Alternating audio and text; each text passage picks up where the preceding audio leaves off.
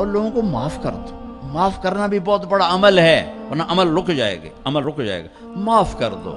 ایک صحابی کہنے لگے یا رسول اللہ، ایک صحابی کہنے لگے رات کو تہجد میں، یا اللہ تیرے نبی نے کہا ہے میں صدقہ کروں، تو میرے پلے تو شے کوئی نہیں، میں صدقہ کی کراں. اچھا چل میرے مولا، جس نے میری بےزتی کی میں نے سب کو معاف کیا، میرا اے صدقہ قبول کر. فجر کی نماز میں آئے، آپ نے نماز کے بعد اعلان کیا بھائی رات کو صدقہ کس نے کیا ہے؟ سارے چپ بیٹھے رہے، کسی نے نہیں کیا. پھر آپ نے واضح کیا رات کو اپنی عزت کا صدقہ کس نے کیا ہے؟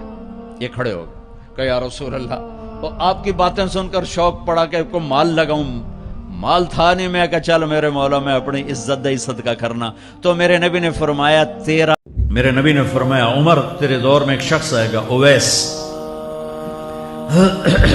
اس کا قبیلہ ہوگا مراد، آگے سب کاسٹ ہوگی قرن، اویس بن عامر. اسے دعا کروانا، وہ کالے رنگ کا ہوگا، چھوٹے قد کا ہوگا، اور اس سے دعا کروانا. دعا تو بھی کروانا، علی تو بھی کروانا، علی اور عمر. اویس ان کے لیے دعا کریں. انہوں نے پوچھا کیوں؟ کہ اس نے ماں کی خدمت کر کے اللہ کو اتنا راضی کر دیا ہے، جب وہ ہاتھ اٹھاتا اللہ خالی نہیں لوٹاتا.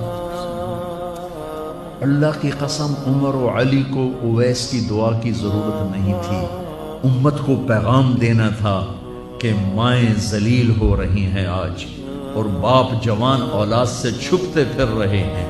تو میرے رب، میرے نبی نے یہ آگے پیغام دینا تھا کہ نبی ہو کر، رسول ہو کر کہہ رہے ہیں کاش ماں ہوتی تو میں اس کے لیے